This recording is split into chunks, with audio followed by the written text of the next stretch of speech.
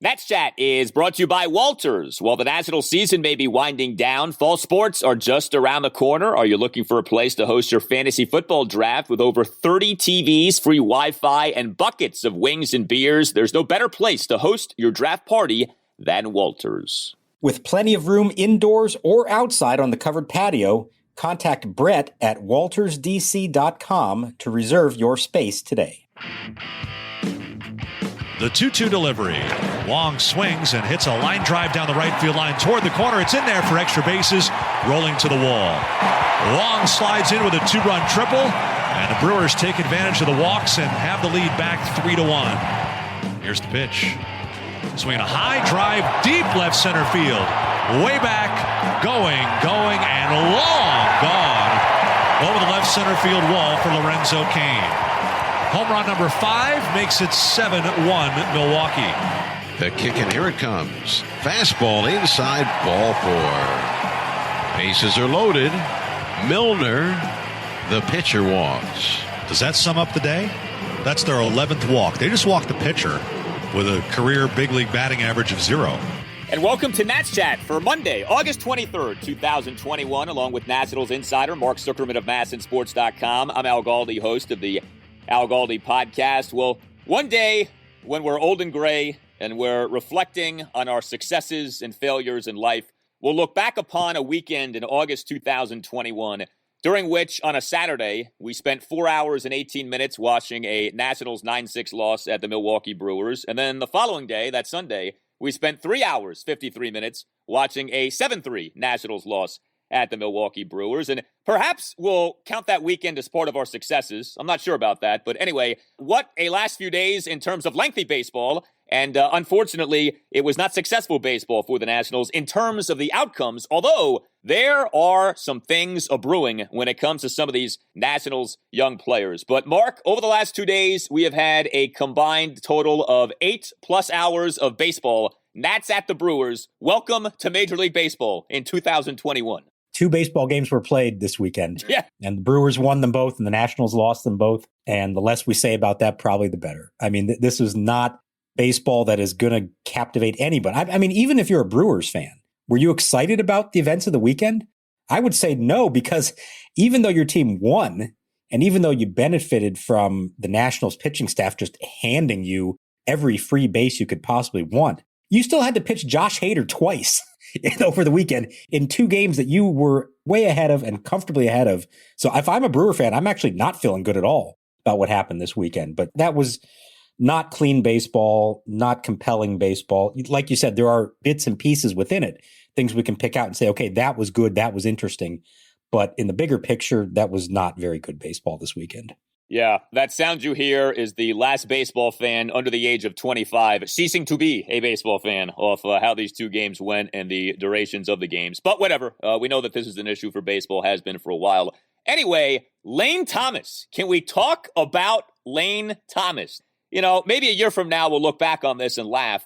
Although then again, maybe not. This is becoming rather intriguing. And it's not just what he's doing, it's where he's been playing and where he's been batting now over these last 2 games. So Lane Thomas, for the 7-3 Nats loss at the Brewers on Sunday, was the Nationals starting center fielder and number 1 batter for a second consecutive game. Now, Davey Martinez, during his pregame press conference, did say that Victor Robles has been under the weather. So I suppose we take Davey at his word on that. But, you know, it's hard to ignore, right? Robles has not had a great year offensively.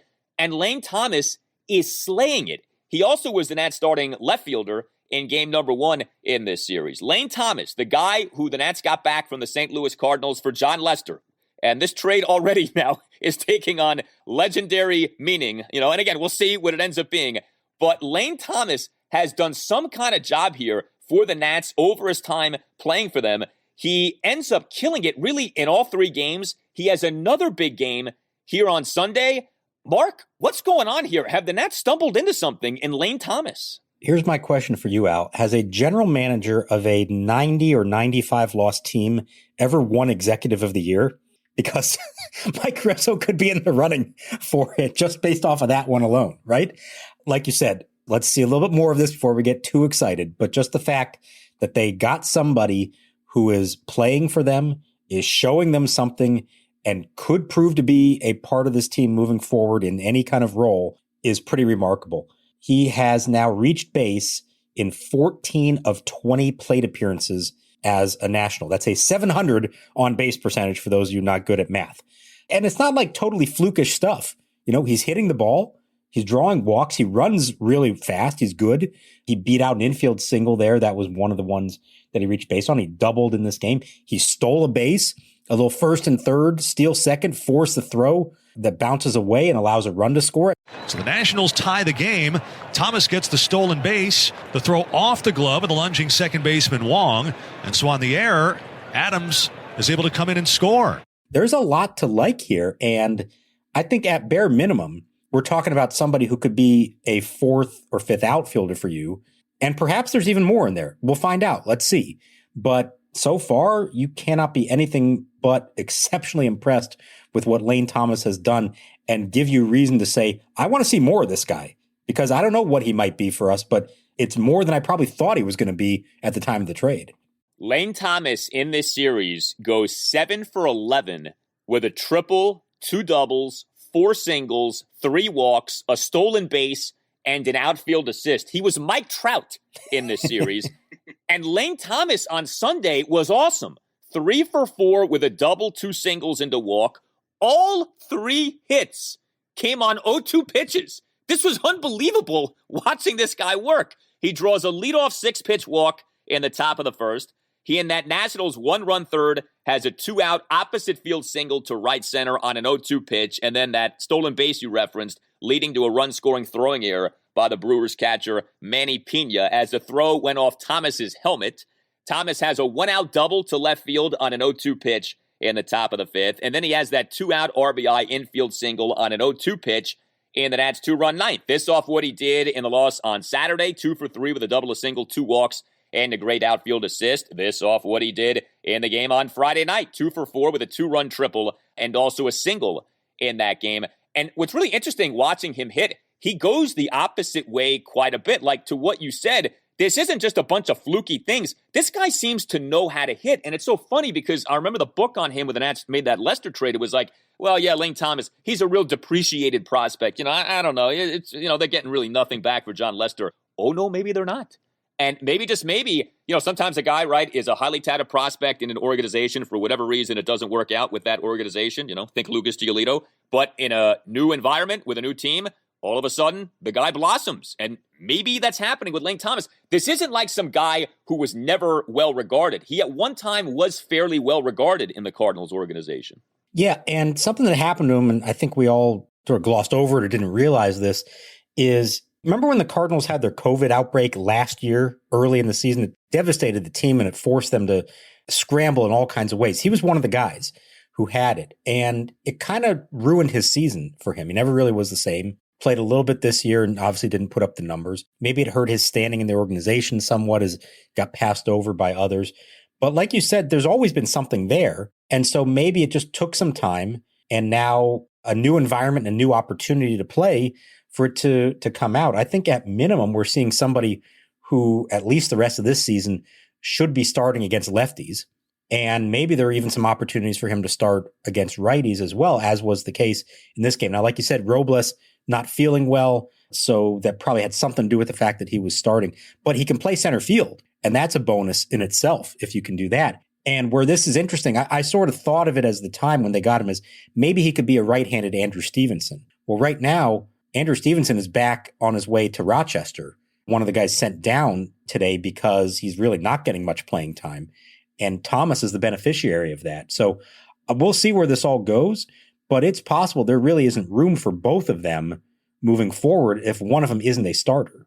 No, and Stevenson being optioned at AAA Rochester, you figured it was for what you said to get him some more playing time, but he also has not done well this year. Like, for all the talk about Victor Robles not doing well, and he has not done well, Victor Robles' OPS on the year is .613. Stevenson's is worse at .580. I've heard some people say, well, Stevenson should be playing over Victor Robles. We even had the thing not that long ago, right, of Davey saying it's going to be a timeshare between Robles and Stevenson and kind of intimating that Stevenson's going to play more.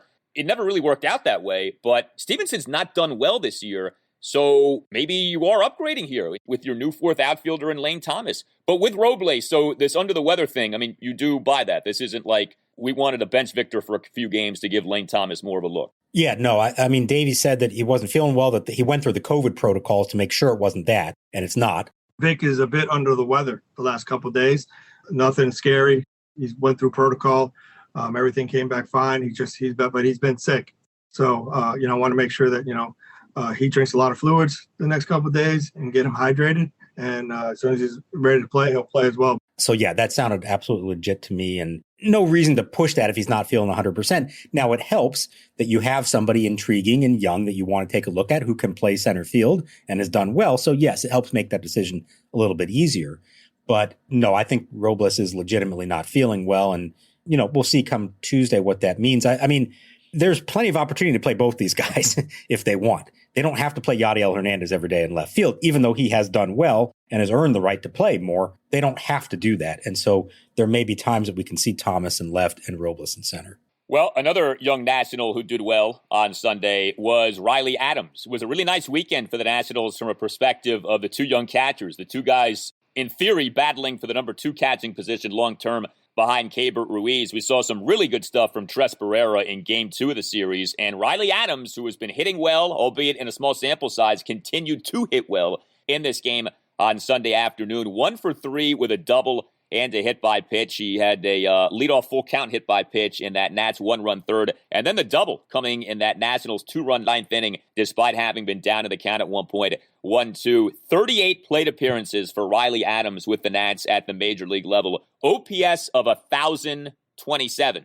Again, small sample size, but again, like Lane Thomas, this is a trade acquisition. This is someone who was obtained in the sell-off, who is delivering instant dividends here for the Nationals at the major league level, and we saw him come through once again on Sunday. And the key there is, with a young catcher, your focus is on defense first. They want him to learn the pitching staff. They want him to get comfortable back there, and they've been pleased with the job that he's done there. Any offense is a bonus, and he's not just giving them any offense, he's giving them a lot of offense. So that has been really nice to see. And, we're seeing this game in and game out now. It wasn't just a couple of big games that he delivered for them. It's actually happening consistently to the point, like we've suggested, where it feels like he's kind of stepped ahead of Barrera in terms of playing time. We'll see how this continues to play out. And like you said, Barrera did have a nice game on Saturday. But at the moment, especially because of the off days, I think you're going to see more of Adams than Barrera as they try to get more of a look at him and see what he can do.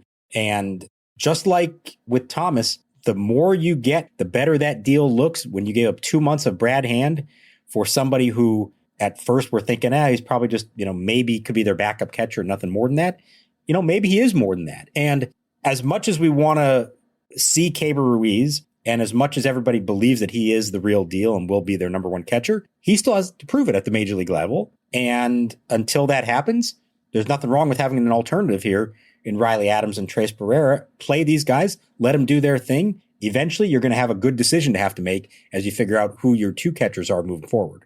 No doubt. And when you think about the sell-off, right, trading away 8 players for 12 prospects, it's nice to have this feeling now, if you're a Nats fan, of it's not just the Keibert Ruiz, Josiah Gray show, that there's more to this year. And you know that not all 12 prospects are going to pan out, but let's say Ruiz and Gray work out, Adams and Thomas work out to some extent. You maybe get some mileage out of Mason Thompson. That's a win. If you just get those 5 guys to hit, that's a win. The sell-off was a success. And so it's nice to be able to sink your teeth into not just the 2 obvious guys of Gray and Ruiz right now, but Lane Thomas doing well, Riley Adams doing well. I know Mason Thompson's been up and down, but there's something there with him. This is really good to see. I think if you're a Nats fan, this makes you feel better about trading away all those guys for all these prospects. You're seeing already at least 2 of these guys doing quite well at the major league level. And we haven't even gotten to the kids they got from the A's for Yan Gomes and Josh Harrison. We haven't gotten to the pitcher they got from the Red Sox for Kyle Schwarber. And we haven't gotten to the other 2 players they got from the Dodgers, one of which Jim Callis told us Carrillo, the pitcher, could be really something. The other one, the outfielder, Casey, has already been bumped up to AAA. So, yeah, I mean, there's a lot, 12 players out of all that, and you don't expect them all to pan out. But when you can already have, 4 of them at the big league level making a difference, a 5th may be happening here soon, And then within a couple of years, maybe somebody else or two or more from that group pans out. That is a huge win if that proves to be the case. So I like the fact, not that this was by design. I think they're going to take whatever the best players they could get. But I like the fact that there's so many of them are already here and we have tangible results. It makes it a lot easier than if you're saying that people, okay, we just traded away these 8 veterans and the players we got for them aren't going to be here for 2 or 3 years. But trust us, they're going to be good. No, we actually have tangible evidence already of some of these guys. And I think that helps soften the blow a lot of what happened at the end of July. Absolutely. And this is why we say the outcomes of the games don't matter. It doesn't matter that the Nats lost these final 2 games of the series at the Brewers. What matters are things like Lane Thomas and Riley Adams doing really well in this series, especially on Sunday. That's what matters. Also doing well, by the way, a potential building block who was already on the Nats, Carter Kieboom. Next pitch swung on, hit a bomb to left center, way back, going, and gone. Goodbye. Bang! Zoom goes Carter Kieboom with his 4th home run of the big leagues this year. That one was way up over the wall. Another good game for him in this loss on Sunday. He goes 1 for 4 with a solo homer, smashes a leadoff homer to left center in the Nats' 2-run ninth. Another 400-plus foot homer for Carter. He's hitting some tape measure shots here over the last few weeks. This one going a projected 414 feet per Statcast. But maybe even more significant than that was the really nice defensive play that he made for the first 2 outs in the bottom of the 8th. Breaking ball, swung on, line drive, caught by Kieboom. He dives and tags the third base bag for a double play. Spectacular play by Carter Kieboom at third base. Bases loaded, Carter on his knees. A good-looking backhanded catch of a Luis Urias liner, and then a lunging tag of third base for a double play. So some defense and then some offense, and Kieboom did the thing, that classic baseball thing of he made the nice defensive play in the bottom of an inning, and then to begin the top of the next inning, he came up to bat, and sure enough, he came through in that predicament. What I like, Al, is that over the last 2 or 3 weeks, for the first time, we can look at Carter Kieboom and say, okay, that's what they've seen in him all along. There's the power. There's the nice defensive play. There are the quality at bats. I mean, we really had not, until this point, had much evidence at all. We were kind of going off faith of what they were telling us about him as a prospect. We are actually seeing him now do things that make you say, oh, okay, I can see why he was a first-round pick. I can see why they have faith in him and why they think he can still be a good player for them. He's got to do it a lot more consistently. But we have tangible evidence now, and I think that, more than anything, is what's encouraging. And oh, by the way, Sunday was a Cade Cavalli day for AA Harrisburg. Cade throwing 5 scoreless innings, 4 strikeouts versus 2 walks and 1 hit, 80 pitches over the 5 innings, ERA at 2.79. The future may well be bright for the Washington Nationals. Cavalli into the windup is 2-2. Swing and a miss, strike 3. Nats Chat is sponsored by Silver Branch Brewing Company, located in downtown Silver Spring, only a 1-minute walk from the Silver Spring Metro station. Silver Branch is a perfect jumping-off point to Metro down to the game. Park at the Cameron Street parking lot and meet up with friends for a beer and a bite to eat before metroing down. You can also get Silver Branch beer at Nationals Park. Beyond the Gnome World, one of Silver Branch's 4 flagship beers, is available at District Drafts at Section 223. Brewed to be light and refreshing, Beyond the Gnome World won a gold medal for the Saison beer style at the Great American Beer Festival last year. Beyond the Gnome World is deliciously dry and thirst-quenching and the perfect beer for hot summertime ball games. You may not be familiar with Saison, but take our word for it, baseball season is the perfect season for Saison, and buying from District Drafts to support your local breweries is a gnome run. Go to Section 223 and try Beyond the Gnome World the next time that you're at Nats Park, and make sure you stop by Silver Branch, located in Metro Plaza, just steps from the Silver Spring Metro. Silver Branch Brewing Company, when you come in, let them know that the Nats Chat podcast sent you. Davey Martinez is giving Gabe Klobosits one more chance to finish off the inning, but his pitch count is right on par with what Harper had last inning. Here it comes, and it's low. Missed badly with a slider. From 0-2, it's 3-2. I mean, you're getting these relievers. You can't get an inning in under 30 pitches. It's been painful for Jim Hickey, the pitching coach, to watch this. Harper was 29 pitches for a scoreless inning. Klobuchar is about to throw his 28th pitch, and it's a 2-run inning. The 3-2 on the way, and he walked him. It's in the dirt. So Klobuchar in this inning has hit a batter. He's walked 3. The ball has not left the infield, and the Brewers have 2 runs on the board. Well, this was a loss on Sunday for the Nationals, and for a second consecutive game, the bullpen had a lot to do with the loss, and there's a good opportunity to get not just into what these guys did in this game, but also what the Nats did prior to the game. A truckload of roster moves. We mentioned one already, the Nats optioning Andrew Stevenson to AAA Rochester, but also prior to the game, the Nats designating Javi Guerra for assignment off Guerra's disastrous outing on Saturday. The Nats returning from rehab assignment and reinstating Austin Voth from the COVID-19 injured list. He'd been on that since July 29th. And the Nats returning from rehab and reinstating Kyle McGowan from the 10-day injured list. He'd been on that since July 11th due to right biceps fatigue. You then get what you got in this game from the Nationals bullpen, and boy, was this tough to watch. 4 Nats relievers combined to allow 4 runs, 3 earned in 4 innings, but it wasn't just that. The 4 relievers combined to issue 8 walks, a hit by pitch, and a wild pitch. You know, even like when a guy did well, he issued walks. Ryan Harper tossed a scoreless bottom of the 5th on Sunday, despite issuing back-to-back 2-out walks. We then got some Gabe Klobuchar, and during his time in the game, he gives up 2 runs, 1 earned in the bottom of the 6th on a leadoff hit by pitch of Manny Pena, a 1-out 4-pitch walk of Colton Wong, a 1-out 5-pitch walk of Willy Adames, and a 1-out bases-loaded Christian Yelich groundout that leads to 2-run scoring thanks to one of the worst throwing errors you'll ever see. Josh Bell, he's done a good job defensively at first base, but throwing may not be his thing. He airmailed a throw to home plate off stepping on first base for the force out. Swinging a chopping ground ball to first. Bell has it. He'll step on first. He'll throw home and throw it away. 1 run scores. Racing for the plate is Wong, and he will score. Throw to third. Safe there is Adames. Bell's throw was nowhere near the mark, and 2-run score on the play. Then, oh, by the way, Klobuchar issued a 2-out 6-pitch walk of Avisail Garcia, despite him having been down to the count at 1.02. Then came, I can't even say it with a straight face, Davey Martinez's favorite, Jeffrey Rodriguez, because it was J-Rod time with the game out of reach. He comes into the game, gives up 2 runs in the bottom of the 7th on, guess what, a leadoff walk, a 6-pitch walk of Luis Urias, despite him having been down in the count at 1.02, and then a 2-run homer by Lorenzo Cain for a 7-1 Brewers lead. And then Austin Voth pitches. He does toss a scoreless bottom of the 8th, but he ended up loading the bases with no outs. This was truly a tough watch, this Nationals bullpen performance on Sunday. The runs were one thing, but the means by which we arrived at the 4 runs, 3 earned in 4 innings, that really was a thing. The walk by Voth was to the opposing relief pitcher batting for himself. And I believe it was 3-0.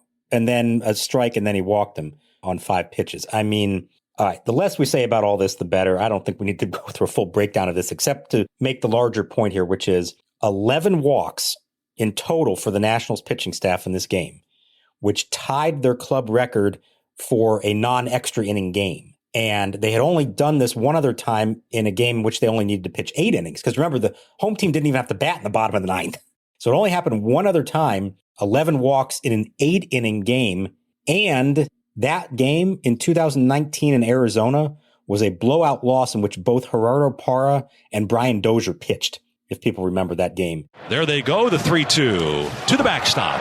So the only reason that's not a wild pitch is it's ball 4.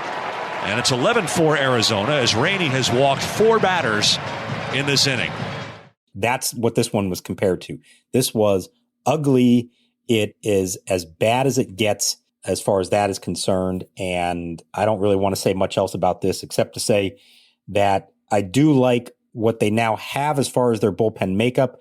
They have some, a good number of guys who offer some potential, a few more guys with some experience. Most of them now are at least pieces that you could say could be part of this in the future, as opposed to, with all due respect to Javi Guerra, dead weight, having him on the team. So I like the composition of the bullpen a little bit better now, but they've got to throw strikes. Nothing drives Davey Martinez crazier than walks from pitchers, especially leadoff walks, and this weekend was just filled with them. In terms of the pregame roster maneuvering, I guess you're not surprised by any of that, right? I mean, Guerra, what was the point anymore? And at some point, we were going to see Voth and McGowan back. Disappointing, though, to see Austin, and I know maybe he's rusty, but to see him not get off to a very good start in his latest go-around here. I agree. I think he is still potentially an important part of this team moving forward. We have seen what he can be when he's on, and in a role that seems to suit him as a, middle inning or even approaching setup role. If you go back to July, prior to the All-Star break, he had a 3.35 ERA. And again, they sort of had found that groove for him of where he was best utilized, and it seemed to be working for him. And then he had 3 rough appearances at the end of July, and the ERA went up. Then he ends up on the COVID IL, one of the 4 players who tested positive after Trey Turner did.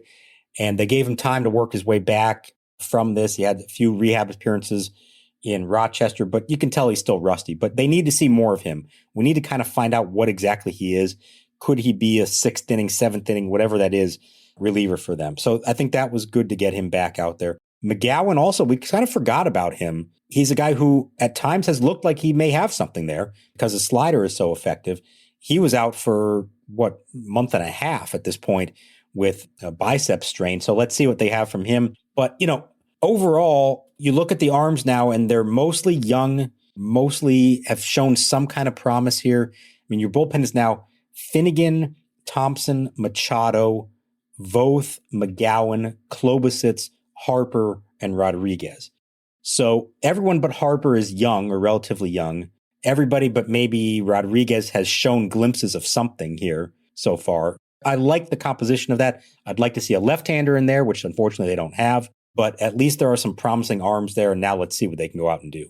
That starting pitcher on Sunday was Sean Nolin. The less said, the better. I don't really understand why Fetty didn't pitch on Sunday. I'm sure the Nats have a reason. We don't really know it. Nolin, 3 runs in 4 innings in just his second Major League appearance since October 2015, which I think tells you all you need to know about that. I do want to salute, though, Juan Soto, who just continues to get on base at an insane clip. Soto, for the series, goes 3 for 10 with 3 singles and 5 walks. He now has a Major League leading on-base percentage of .446, but it's not just that. The number 2 on-base percentage in the majors is, interestingly, Bryce Harper's at .410. Juan Soto has an on-base percentage that is 36 points better than the next best on-base percentage in baseball. And when you talk about Harper and him having had, the greatest single season any Nationals player has had, 2015, Harper's on base that year was .460. Juan Soto is very much threatening equaling that, maybe even surpassing that this year. The walks keep coming. There's no reason to think they're going to stop coming. And he just continues to get on base at a crazy rate. And unlike Bryce, who we saw would get frustrated by this and start expanding the zone, especially when the guys hitting behind him weren't getting the job done, Soto's not doing that. He is going to take his walks. He will trust Josh Bell, Ryan Zimmerman, whoever it is hitting behind him. He's okay with that. They're okay with that. So he knows who he is, and he's not about to change who he is. And, I liked in this game, he was still engaged in every at-bat, even in a blowout game. I loved the 9th inning at-bat against Josh Hader. You could see he was into it. Obviously, that's a famous matchup from a particular wild card game a few years ago. Hader, the set, the kick, here it comes. Swing and a line drive, base hit right field. Taylor scores from third. Stevenson around third. The ball missed in right field. Soto was still into it. They had an outside shot of making that game still interesting in the 9th, and he did ground out, but he was fully engaged, and he almost drew a walk in that one. I like the body language from Juan. I like his approach to all this.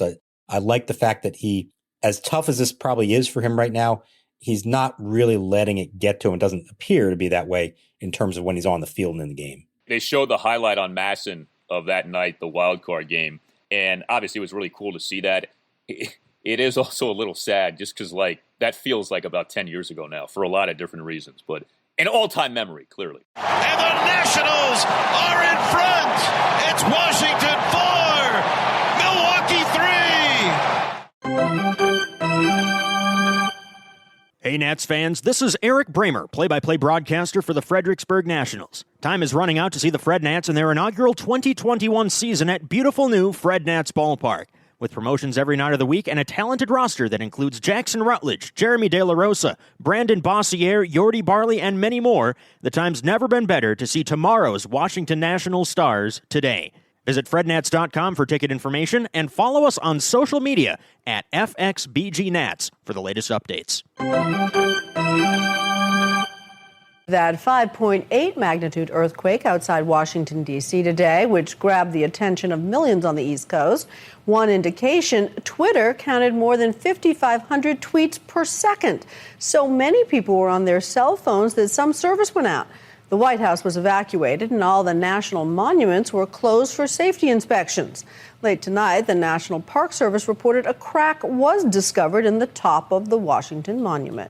All right, speaking of memories, I'm going to do a little story time here right now because Monday, August 23rd, is the 10-year anniversary of the earthquake. Now, you know, people who are from California or live in California or anywhere else where they have, like, real earthquakes probably laugh at us for commemorating the 10-year anniversary of an earthquake that was officially 5.8 on the Richter scale. But, of course, in these parts, we're rather soft with stuff like this. And this sticks with us. What happened on August 23rd, 2011, an earthquake for which the epicenter was Louisa County, Virginia. I certainly remember where I was. I was in my one-bedroom condo, and I'm sitting on my couch watching TV, and the ground is shaking. And at first I'm thinking, do I have the dryer on or the washing machine on? Because sometimes that'll vibrate. And I'm like, geez, I don't remember doing that. And then the vibrating kept going on. And I'm like, wait a second, this is getting kind of scary. I would like for this to stop. And then it did stop. But where were you? Because my understanding, and I've never heard this story before, but you have quite the tale to tell from Earthquake Day 2011. I do. This is a particularly memorable event for me, in part because just the sheer timing of it. And it set in motion one of the craziest weeks of my life.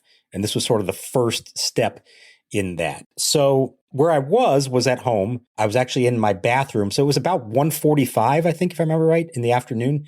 And I usually leave the house about 2 o'clock to head to the ballpark. They were playing that night against the Diamondbacks, 7:05.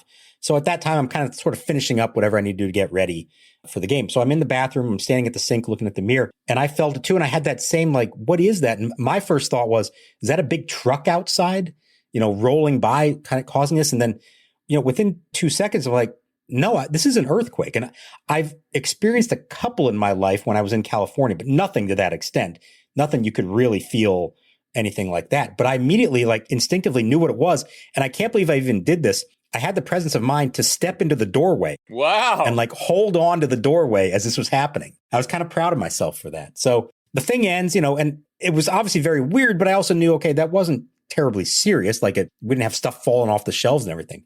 But my next thought immediately was to my wife, because she was 8 months pregnant at the time and she's still working. And so she's not at home. And I immediately go to the phone to call her and make sure that she's okay and say, hey, did you feel that? What do you think? And she doesn't answer. And so I'm now in, very much expectant father panic mode, as expectant fathers tend to be. And I'm like, oh my God, what happened? Why isn't she picking up? I called again. Nothing's going through. She's not answering. And thinking oh man, what if she was if the earthquake sent her into labor, essentially, is what I'm now worried about. I call the office number and somebody else who worked with her picked up and she said, no, she's out at lunch. I'm like, oh, great. Was she in her car? Was she in an accident? What happened? And I also know I've got to leave for the ballpark in a few minutes. And because at this point, as far as I know, the game is still happening. I'm like, well, I can't leave for the ballpark until I know what's going on with Rachel. She's not answering. I get in my car and I decide I'm going to drive towards her office, which is in the opposite direction of where I need to go, of course. But I can't in good conscience leave for work without knowing that she's okay. I get in my car, I start heading in that direction, and then she calls me and says, hey, I'm fine. Sorry, I left my phone at work. I was out at lunch. I left my phone at work. It's the first time she's ever left her phone in her life. She always has her phone with her. So, all right, I'm finally relieved from all that. She didn't go into labor. She wasn't in a car accident, anything like that. But now I got to get off the highway, turn around, go the other direction and head down to the game. I head down there. And now, if you remember, everybody in town left work and went home early. They basically shut down the whole city. And this led to, by far, the worst traffic jam I've ever been in. And I've been in some traffic jams here. And I know the snowpocalypse that everybody was in. I didn't get caught in that, thankfully. But this one, to me, they use the term gridlock. And I know that that doesn't actually apply in most cases when people say that. The literal definition of it is when cars are stuck in an intersection and can't move, blocking the others. I was in literal gridlock as I tried to get to Nats Park. I'm on 395. I come across the 14th Street Bridge. Normally, I go all the way to South Capitol Street, but it's so backed up. I'm like, all right, I'm going to bail out and get off on Main Avenue and take the back way there. Huge mistake. I sat there. I swear it was an hour, hour and a half just sitting there, not moving. The whole trip, I think, took about 2.5 hours, start to finish, what would normally be like 35 minutes. Or as I'm in the car, I'm getting updates from the Nationals that they're saying, well, the game's going to be on, but it might be delayed. They're inspecting the stadium, all this stuff. I finally get there at, I don't know, 5 o'clock or something like that. The start of the game was delayed, although they did play. It was a small crowd, I remember. It was not a lot going on in that game. Game ends, head home, all that. Well, here's now the end of all that and what happened the rest of that week. 2 days later, on Thursday, my wife has an appointment at the OB. She calls me and says, hey, you have to come pick me up and take me to the hospital now. I said, what? What's going on? She says, I don't know. The doctor says I'm not feeling well, that I need to go to the hospital now. Okay, so now I'm in a panic again. Pick her up. I take her there. They admit her to the hospital. She has preeclampsia, which for those who don't know is like super high blood pressure, essentially. And it had reached a point, and she was far along enough in the pregnancy that they needed to put her on bed rest in the hospital. He's not due to be born until October 4th. This is now August 25th that we're there. And the idea was they're going to try to keep her there as long as they can, but there may come a point that they have to decide that they're going to deliver. So 4 days she spends there, and I'm there with her all day. And then in the evenings, I go home. Thankfully, the Nats were on the road. I wasn't traveling. I was okay. I was able to sort of bypass the coverage for that. And then finally on the Monday morning, August 29th, I get the call and she says, okay, we're going to do it today. C-section today. Come on down ASAP. I drive down to the hospital. All along, I've been thinking to myself, my son's going to be born in October after the season ends. This is perfect timing on our part, unintentionally. And instead, no, wait a minute, my son's going to be born on August 29th.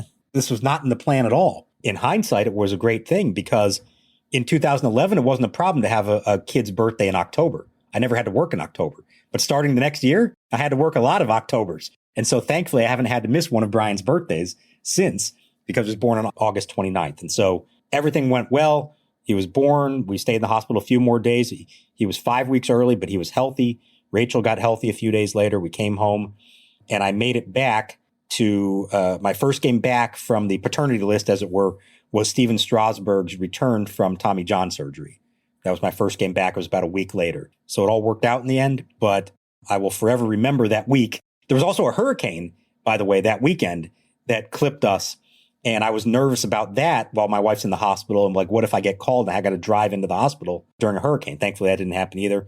But a crazy, wild week. And it all started with the earthquake, and a week that I will never forget. And now next week, Sunday, will be Brian's 10th birthday. I'll be taking that day off. So sorry I won't be with you for that game against the Mets. That's pretty nuts, all those things that happen like that. It's amazing how the baseball gods, or maybe other gods, will sort of orchestrate things, and that you end up being better off with him having been born when he was, as opposed to October 4th. I didn't realize you returned when Strasburg returned. That's pretty cool, too.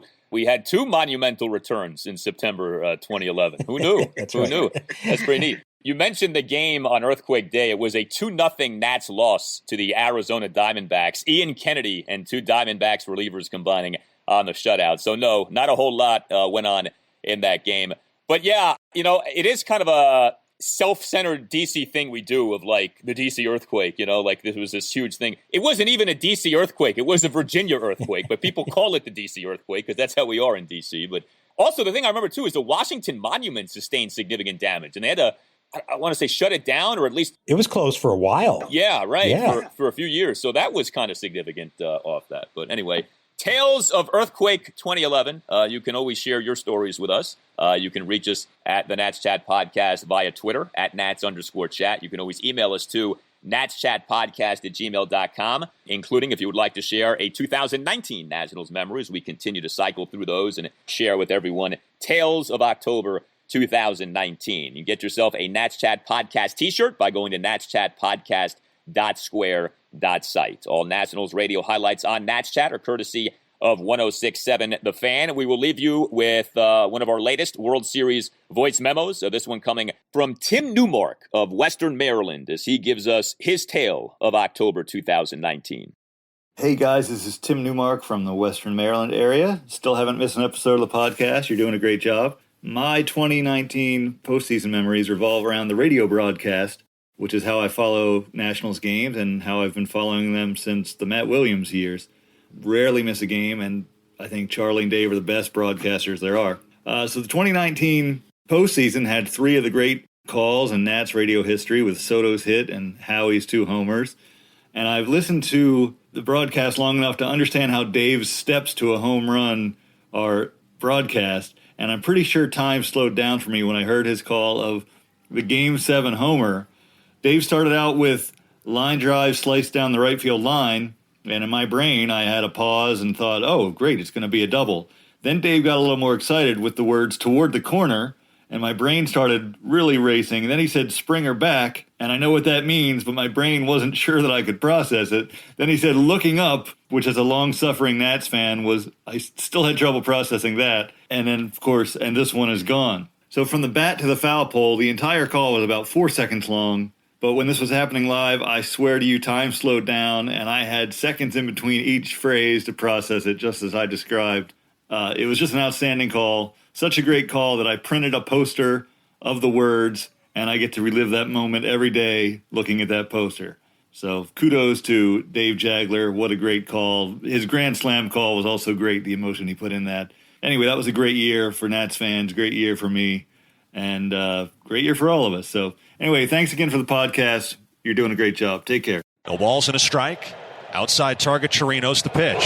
Swinging a line drive, slice down the right field line toward the corner. Springer back, looking up, and this one is gone. It hits the foul pole, and the Nationals lead. Howie Kendrick has done it again. A slicing 2-run homer off the right field foul pole. Do you believe it, Howie Kendrick? Part 2. Nationals 3 and the Astros 2. They are jumping up and down to the Nationals dugout, waiting to greet Howie Kendrick, as Howie Kendrick has provided his signature moment in the World Series. This is your before and after story, where your first steps towards a new life-changing career begin. Southeastern College can take you there. We offer in-demand hybrid and online programs with hands-on training, led by in-field career professionals, and career services to put you on the path to a rewarding and fulfilling future. This is where your transformation begins. Southeastern College, your future is bright. Visit sec.edu to get started.